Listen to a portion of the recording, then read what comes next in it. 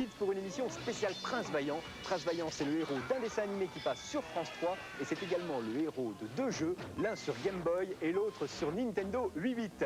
Nous avons interviewé René Huchès, patron de IDDH, la société qui a réalisé la version française du dessin animé. Il nous donnera tout à l'heure son avis sur les jeux, des jeux qui seront également testés par nos labotesteurs.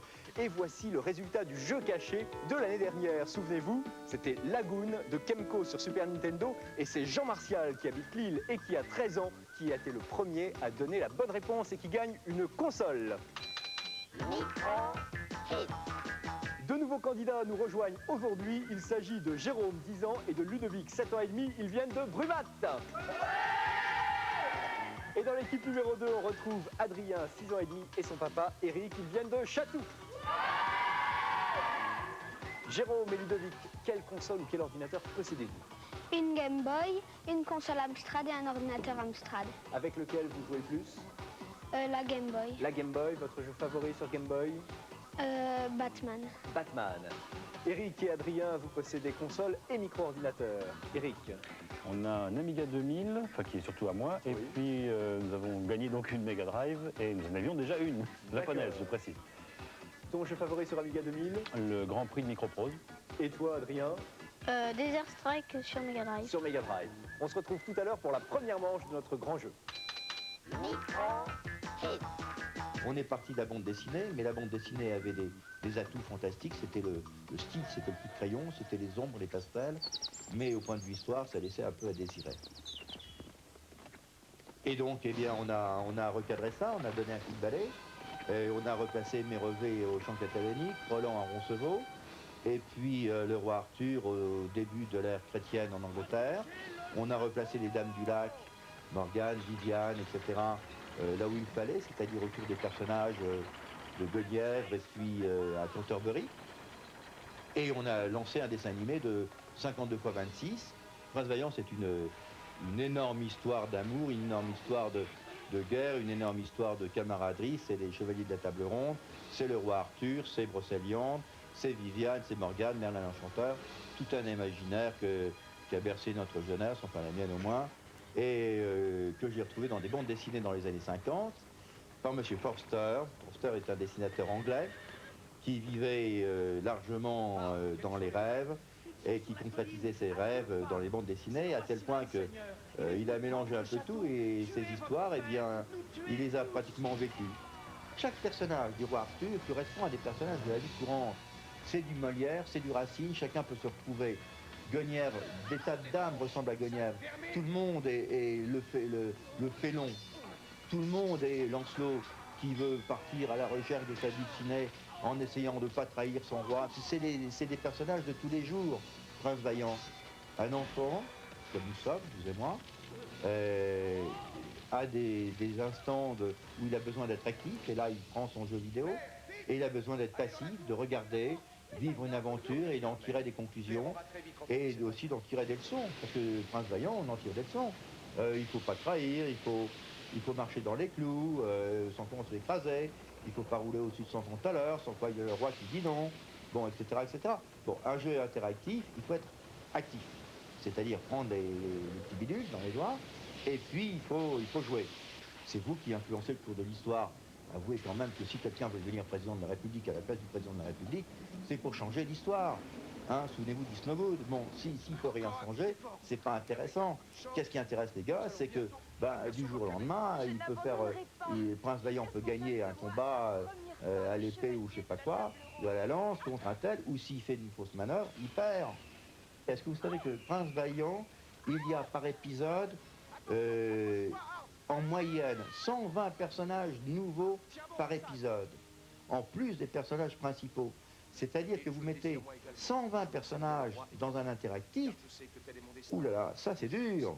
C'est dur, et si c'est vous qui influencez par vos petits boutons, vos petites manettes, les 120 personnages, ça fait du mou dans le cerveau, hein. Première manche de notre championnat, 3 jeux à reconnaître et pour chacun d'eux, je vous propose 3 titres. Attention, il y a des consoles et des jeux offerts par Micromania à gagner. Est-ce que vous êtes prêts? Voici les 3 premiers titres. Ce jeu est-il Ginoog sur Mega Drive, Felios sur Mega Drive, Zero Wing, toujours sur Mega Drive. Eric, Helios. Helios sur Mega Drive. Une mauvaise réponse. Il reste 2 titres à choisir. Ludovic, est-ce que c'est Ginoog ou Zero Wing? Le 3. Le 3, Zero Wing. Une autre mauvaise réponse. Aucun point marqué par l'équipe numéro 1 et numéro 2.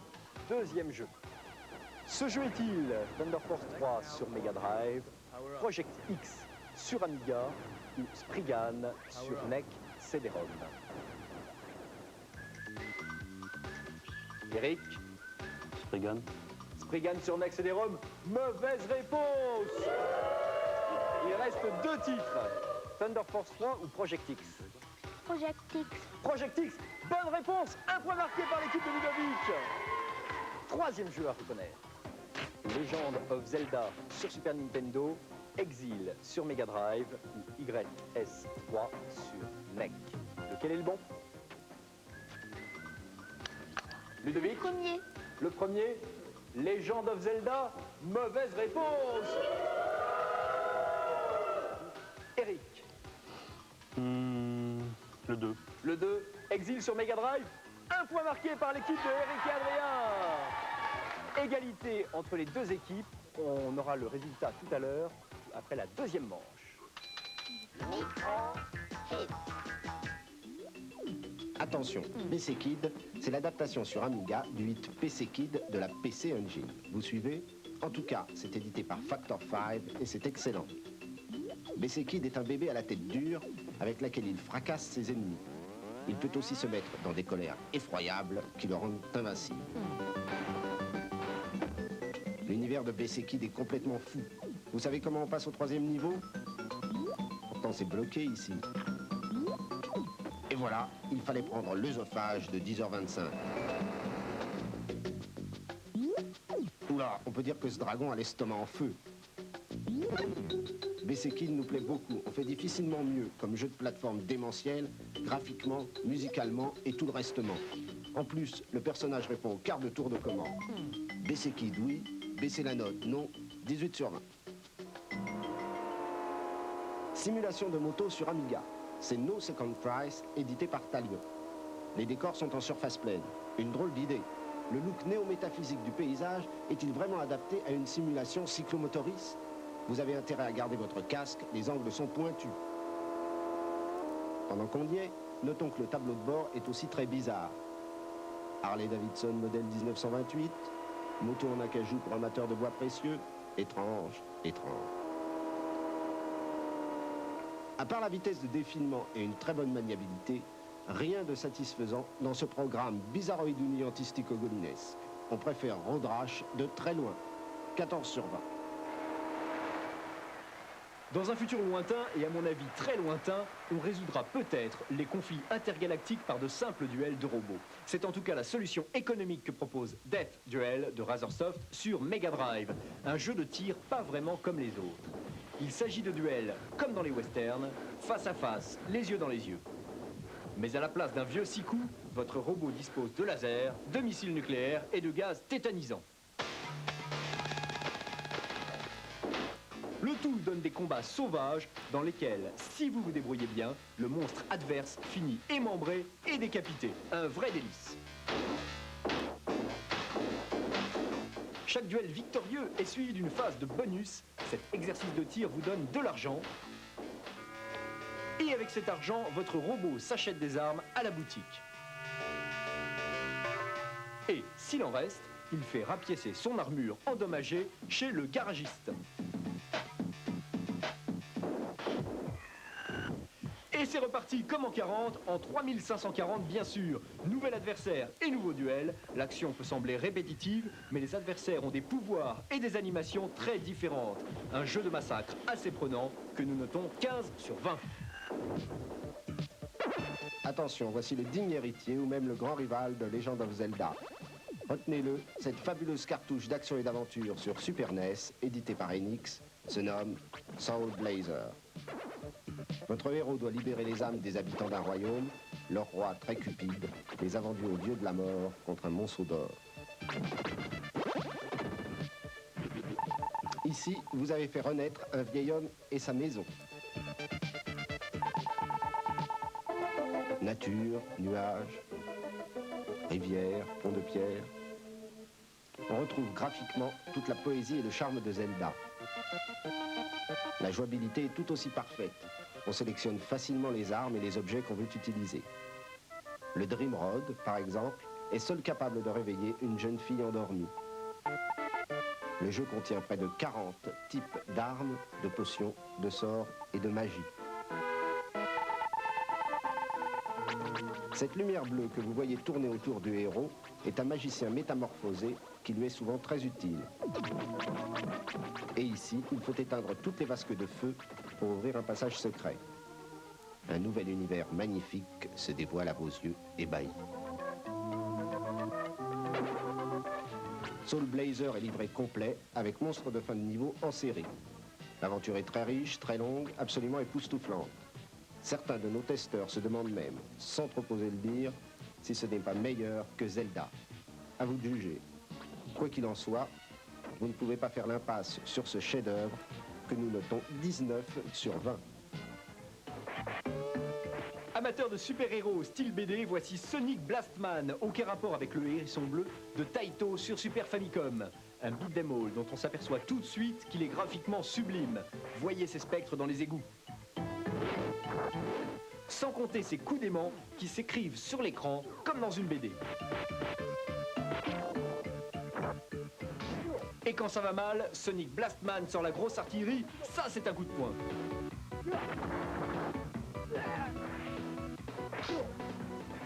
Les très nombreuses attaques possibles ont chacune leur animation, les sprites sont magnifiques, on croirait de la Neo Geo ou de la borne d'arcade. Côté bruitage et musique, on se régale aussi.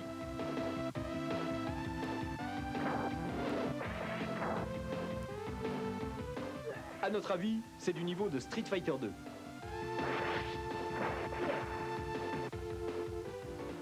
Ah là, il faut avoir le cœur bien accroché. Sonic combat un boss de fin de niveau sur une passerelle flottante au sommet d'un échafaudage. Le balancement de l'écran est aussi impressionnant que la taille des sprites. La réalisation graphique est de première bourre, la réponse des commandes et la jouabilité sont extraordinaires. Une cartouche franchement fabuleuse, un must du beat'em all qui vaut 19 sur 20. Au banc d'essai de notre premier labo test de l'année, le jeu Prince Vaillant sur Game Boy, c'est un jeu de Océan.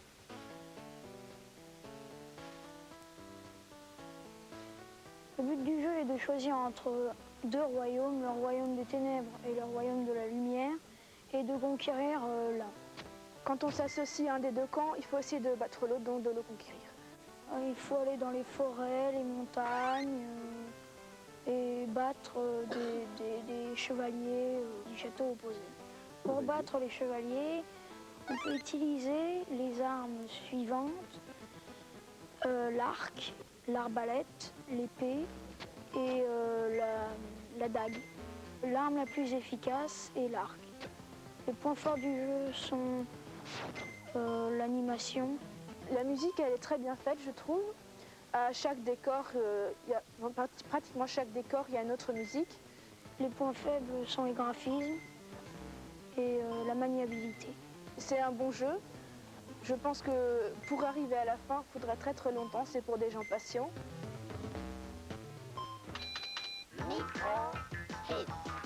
Top jeu vidéo avec 5 jeux sur console Game Gear. En 5e position, Wonder Boy Dragon's Trap de Sega. En 4e place, Senna Grand Prix, toujours de Sega. En 3e position, Marble Madness de Tengen. En 2e position, Chuck Rock de Sega. Et numéro 1, Wimbledon Tennis de Sega. Le top jeu vidéo, vous continuez à le retrouver tous les jours sur Fun Radio avec 13.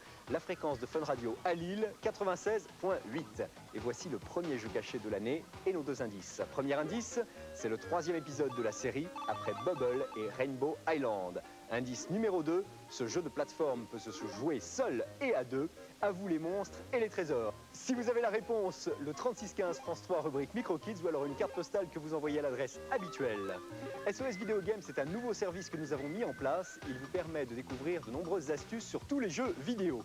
Pour joindre SOS Video Games, un numéro de téléphone, le 36 70 0003. 36 70 0003. Et nous continuons notre concours de création graphique, un concours parrainé par le ministère de l'Éducation nationale et de la culture, le thème de ce concours, créer la mascotte de MicroKids. Nous recevons beaucoup de dessins, nous sélectionnons les plus beaux et la plus jolie mascotte remporte une Mega Drive. Voici les 3 dessins du jour.